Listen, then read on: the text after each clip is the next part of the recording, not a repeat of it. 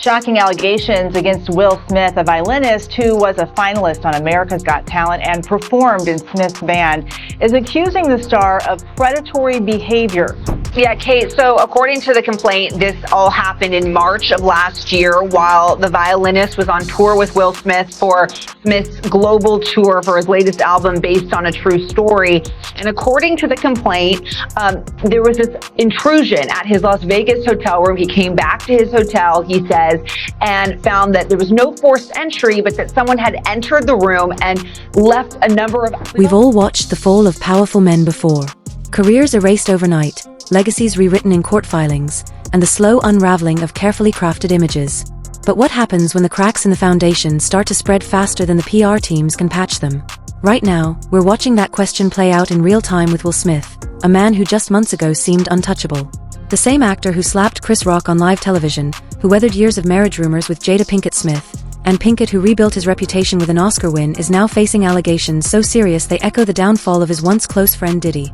And the parallels aren't just eerie Smith and eerie, they're becoming impossible to ignore. A violinist is suing Will Smith, claiming retaliation after he alleges that he was fired for reported harassment while on tour with Smith. Brian King Joseph filed the lawsuit in California earlier this week, accusing Smith of deliberately grooming him for sexual exploitation.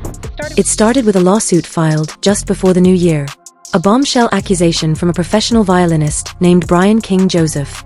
According to court documents obtained by Fox News, Joseph claims Smith was deliberately grooming and priming him for exploitation during the Based on a True Story 2025 tour.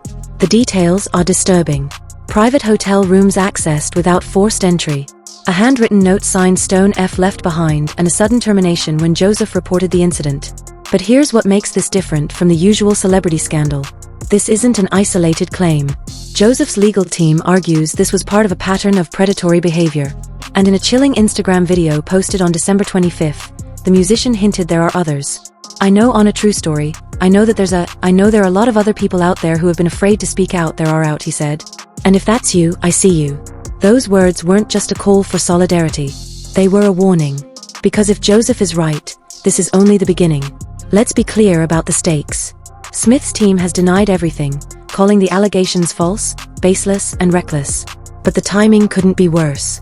Diddy, Smith's longtime associate, is currently serving a prison sentence after his own conviction on transportation charges tied to what prosecutors called freak-offs, private gatherings where power, coercion, and questionable behavior allegedly blurred the lines of consent. That Bilal says that Jada went up to him at a party back in November 2021. The music mogul's legal troubles began with a single accuser too. Then came the raids, the tapes, tapes, and domino effect of lawsuits. Now, with Smith's name surfacing in similar contexts, we can't help but ask, is history repeating itself? And if so, how far will this go? Tapes and the violations described in Joseph's complaint read like a playbook of control. After a performance in Las Vegas in March 2025, Smith's team allegedly spent hours retrieving Joseph's bag containing his hotel key from a tour van. When Joseph returned to his room, he found evidence someone had been inside. Wipes, a beer bottle, a red backpack, and most damning, a note suggesting an unwelcome visitor planned to return. Hotel security was called. Police were notified. Yet, instead of protection, Joseph says he was shamed, blamed, and fired. Smith's representatives replaced him with another violinist the very next day. That's not just a personnel decision. That's a red flag. And it's the kind of detail that makes you wonder if this is how they handle a complaint. What else have they buried? Getting fired or getting blamed, shamed, threatened, or anything like that, simply for reporting sexual misconduct, safety threats at work, is not okay. Meanwhile, the Smith household is already under a microscope for reasons that go beyond this lawsuit. Just last year, Jada Pinkett and Pinkett Smith revealed in her memoir that she and Will have been separated since 2016. News that shocked fans who'd watched them present a united front at the Oscars. Then there's the lingering speculation about Smith's relationship with actor Dwayne Martin. A friendship so close that Smith once loaned him Coleman, and $4 million to avoid legal trouble. Rumors about their bond have swirled for decades, dismissed as Coleman, as tabloid fodder until a former associate named Brother Bilal claimed under oath that he'd witnessed them in a compromising position. I was bent over on the couch, and Dwayne was standing up. Like, it was murder in there. No proof has surfaced, But the allegations refuse to fade, especially now that Smith's marriage is publicly fractured. Add to that the $3 million lawsuit against Jada by another former associate, Bilal Salam, who accuses her of physical threats and demands to sign an NDA, and the picture becomes clearer. This isn't just about one man's alleged misconduct. It's about a system of silence. And silence is exactly what Diddy's empire relied on until it didn't. His conviction stemmed from accusations that he transported individuals across state lines for private encounters, using his influence to ensure compliance. Sound familiar? Smith's tour spans multiple cities with a rotating cast of performers, crew, and hangers-on. If Joseph's claims are credible, how many others might have stories they've been too afraid to tell? Tell? The violinist's lawyers certainly think so. Their filing doesn't just describe a single incident. It outlines a method: grooming, isolation, and retaliation. It's the same script we've seen before, just with a different A-lister in the leading role. But here's where the plot thickens. Insiders familiar with Smith's inner circle say the actor has long operated with a level of impunity that only the most powerful enjoy. You seemed a little dazed afterwards. No, I was gone, dude. You know, that was a rage that had been bottled for a really long. Remember the infamous Oscar slap? That wasn't just a moment of rage. It was a display of consequences be damned. Smith walked away with his career intact, his reputation bruised, but not broken. Yet now, as the walls close in, the questions aren't just about what he may have done. They're about who enabled it, who looked the other way, and benefited from the silence. Because in Hollywood, these stories rarely exist in a vacuum. They're connected by managers, by publicists, and the unspoken rules of an industry that protects its own. Consider the timing. Diddy's legal troubles exploded after Cassie Ventura, his ex-girlfriend, filed a lawsuit alleging years of abuse. Her courage opened the floodgates, leading to raids on his properties. The discovery of alleged freak-off publicists, and freak-off tapes, and a parade of additional accusers. Smith's situation mirrors that trajectory almost perfectly. One brave voice, a pattern exposed, and then the inevitable domino effect. That's 100% true. And you and I both know from a legal perspective, to make a very public case and a very public claim against a high-profile celebrity, when there are avenues in the law where someone could file a lawsuit anonymously. I'm not saying that's what your client wanted to do or not, but sometimes there's an avenue. That goes to a clear issue of credibility, and it goes to a clear issue of why do this. Joseph's lawsuit was filed in December. By January, Smith's team was already in damage control mode, releasing statements denying everything. But denial only works until it doesn't. And right now, the cracks are showing. There's another layer to this, one that ties Smith and Diddy together in ways that go beyond friendship. Both men have built their brands on family-friendly images. Smith as America's dad, Diddy as the mogul who could do no wrong. Both have faced whispers about their private lives for years, whispers that were easy to dismiss as gossip until the lawsuit started landing. And both have surrounded themselves with teams willing to enforce loyalty at any cost. When Joseph reported his concerns, he wasn't just ignored. He was replaced. That's not an accident. That's a strategy, and it's one that only works if you've got something to hide. Now let's talk about the elephant in the room, the rumors that have followed Smith for decades, the open marriage speculation, the entanglement with August Sina, Defraykoff Sina, and questions about his relationship with Dwayne Martin. None of it was ever proven, but in Hollywood, smoke often means fire. And when you're dealing with men who've spent their careers controlling narratives, the truth tends to come out in the most unexpected ways, like a violinist's Instagram video or a handwritten note left in a hotel room. The legal system moves slowly, but public opinion doesn't. Right now, Will Smith is at a crossroads. If more accusers come forward, if the others, Joseph Sina, and others Joseph hinted at decide to speak, this could unravel faster than anyone expects. It was my man. And a Tothers Joseph, this is probably irreparable. Diddy's downfall wasn't instantaneous. It was a series of revelations, each more damning than the last, until the weight of the evidence became undeniable. Smith's team knows this. That's why they're pushing back so hard. But here's the thing about patterns. Once you see them, you can't unsee them. And the pattern here is impossible to ignore. We also can't overlook the role of Jada Pinkett Smith in all of this. Her memoir dropped bombshells about their separation, her entanglements, and the facade of their marriage. But what if there's more to the story? What if the real reason their relationship has been under such intense scrutiny isn't just infidelity, but something darker? Something that explains why, despite years of rumors, they've never officially divorced. Sources close to the couple have long claimed their arrangement has been Ketha's grown. A term that sounds progressive until you start asking what it really means. Will knows that this is part of my healing journey. Will has been completely supportive of this book. And when you factor in the allegations against Jada, physical threats, and an NDA demands, the narrative shifts. This isn't just a story about a marriage. It's about power, control, and the lengths people will go to keep their secrets buried. Then there's the matter of the tour itself. Smith's based on a true story trek was supposed to be a triumphant return, a chance to reclaim his narrative after the Oscar scandal. Instead, it's become the setting for a potential legal nightmare. Joseph's complaint describes the environment where boundaries were blurred, where private spaces weren't really private, and where speaking up came with consequences. Yeah, I've spoken to him, without getting into too much attorney-client communication. He is very thankful for support that he's getting. It's a lot. This story has caught the attention of a lot of media, and a lot of people are talking about this, and he's getting a lot of messages, and people are asking him to come on their shows and talk about the case and talk about things that are going on. If that's true for one performer, how many others experienced the same thing? The tour employed dozens of people, dancers, musicians, and crew. Are we supposed to believe Joseph is the only one with a story to tell? The other shoe hasn't dropped yet.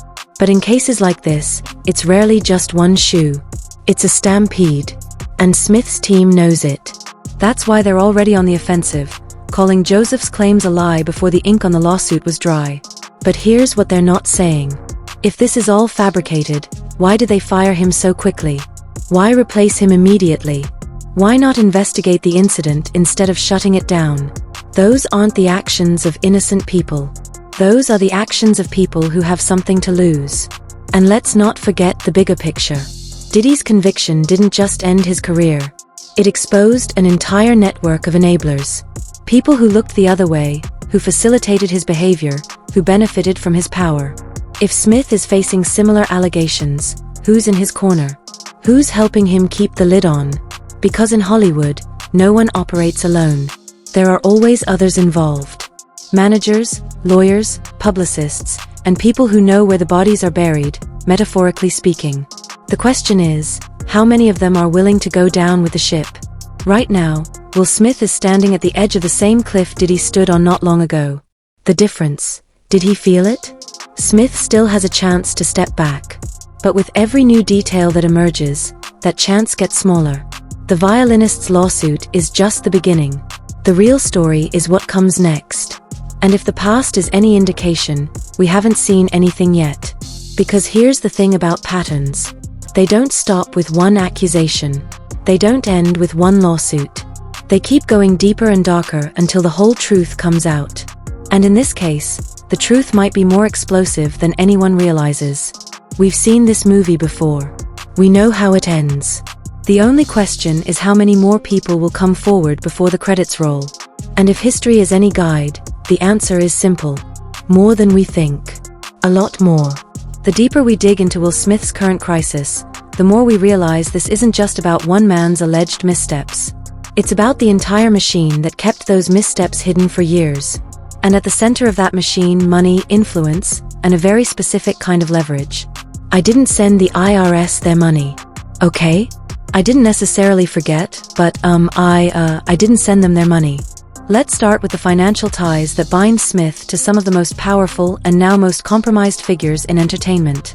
We already know about the $1.4 million loan he extended to Dwayne Martin, a sum that allegedly saved his longtime friend from a legal nightmare over his mansion. But what if that wasn't just a favor between pals? What if it was part of a larger pattern of financial control? One that ensured loyalty when questions arose? Because in Hollywood, debts aren't just repaid in cash. They're repaid in silence. And silence is exactly what Smith's inner circle has specialized in. Take his marriage to Jada Pinkett Smith, a union that's been dissected, speculated about, and scrutinized for over a decade. The couple has long dismissed rumors of an open relationship, with Jada famously declaring in 2015, is Will his own man? I'm here as his partner, but he is his own man. Yet, just last year, she admitted in her memoir that they've been separated since 2016. A revelation that left fans stunned. But here's the question no one's asking. If they've been living apart for nearly a decade, why stay legally married? Why maintain the illusion? The answer might lie in what that marriage represents. Not love, but a fortress, a shared brand, a united front against the kind of scandals that could dismantle empires. Because when you're facing allegations like the ones swirling around Smith, now a divorce isn't just a personal failure, it's a legal vulnerability. Then there's the matter of Smith's business ventures, particularly his management company, Treyball Studios, the same entity named in Brian King Joseph's lawsuit.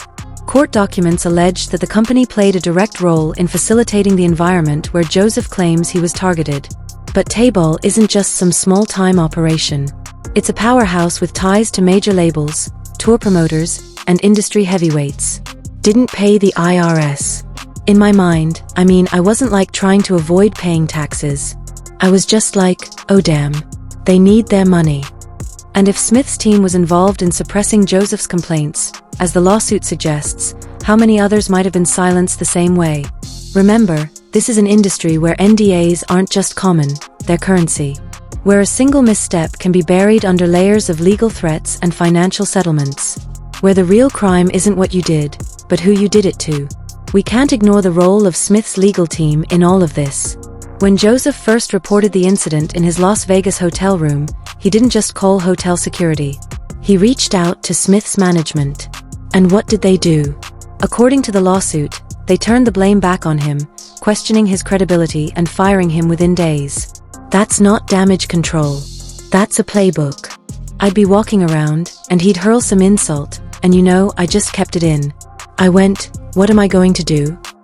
The same playbook we've seen used by other powerful men when accusations surface. Deny, discredit, replace, move on. But here's the problem. Playbooks only work until they don't. And right now, the cracks are showing. Because when you fire someone for speaking up, you don't just lose an employee. You create a witness. And witnesses have a way of talking, especially when they realize they're not alone. Joseph's Instagram video wasn't just a cry for help. It was an invitation. I know that there are a lot of other people out there who have been afraid to speak out, he said. And if that's you, I see you. Those words weren't just directed at victims. They were directed at anyone who's ever been part of Smith's orbit. Roadies, assistants, fellow performers, and people who might have stories of their own. Because in cases like this, the first accuser is never the last. They're just the first ones brave enough to go on record. And once the dam breaks, the flood is inevitable. Let's talk about the tour itself. It is based on a true story tour, which was supposed to be Smith's triumphant comeback after the Oscar slap. Instead, it's becoming the setting for a potential legal disaster. Joseph's lawsuit describes the environment where private spaces weren't really private, where complaints were met with retaliation, and where the rules seemed to bend for those in power. But tours don't run themselves. They're staffed by dozens, sometimes hundreds of people, from security to sound techs to backup performers. Quincy looks at Brandon Todikoff, the head of NBC. Did you like it? And Brandon said, yeah, I liked it. Quincy says, no, did you like it? And he's like, yeah, I liked it. If Joseph's experience wasn't an isolated incident, how many others saw something? How many turned a blind eye? And how many are now realizing they have a story to tell? We also can't overlook the timing of all this. Diddy's legal troubles began with a single accuser too. Cassie Ventura, his ex-girlfriend, filed a lawsuit that triggered a chain reaction of raids, tapes, and additional lawsuits. Smith's situation is following the same trajectory. One complaint leads to another. One lawsuit emboldens others to come. Forward. And once the momentum builds, it doesn't stop. Because power doesn't just corrupt. It creates systems of complicity. People who look the other way, people who facilitate, and people who benefit. And when those systems start to crumble, the fallout isn't just personal. It's professional. It's financial. It's reputational. It's everything. Then there's the question of Smith's relationships with other industry figures, particularly those who face their own scandals. We already know about his close friendship with Dwayne Martin, a bond that sparked rumors for years. But what about his connections to Diddy? The two have been linked for decades, both personally and professionally. They've collaborated on projects, attended the same events, and moved in the same circles. And now both are facing allegations that follow a disturbingly similar pattern: private encounters, power imbalances, and accusations of coercion. Coincidence? Maybe. But in Hollywood, coincidences are rare. Patterns, on the other hand, are everything. And let's not forget the role of the media in all of this. Big news here. The Academy Board of Governors is banning Will Smith from all Academy events for 10 years, a decade. For years, Smith has been able to control his narrative, using charm, humor, and carefully crafted public appearances to shape how the world sees him. But charm only works when you're in control. And right now, Smith isn't in control. The story is being written by accusers, by legal filings, and by the kind of headlines that can't be spun away. Because when the allegations involve grooming, retaliation, and the exploitation of power, there's no PR strategy that can make it disappear. The only question is how far it will go. We also have to consider the financial stakes. Smith isn't just an actor. He's a producer, a mogul, a man with investments in everything from music to tech to real estate. His brand is worth hundreds of millions of dollars. But brands are built on trust, and trust is the first thing to go when scandals like this emerge. Sponsors start distancing themselves. Projects get shelved. Partners reconsider their associations. Because in the end, no amount of money can buy back a think Will Smith's career can survive this? Or is this the moment where the mask finally comes off for good? Drop your thoughts in the comments, because this conversation is far from over. And as always, stay sharp, stay curious, and keep your eyes open. The truth is coming, and when it does, it's going to be explosive. Until next time, stay tuned.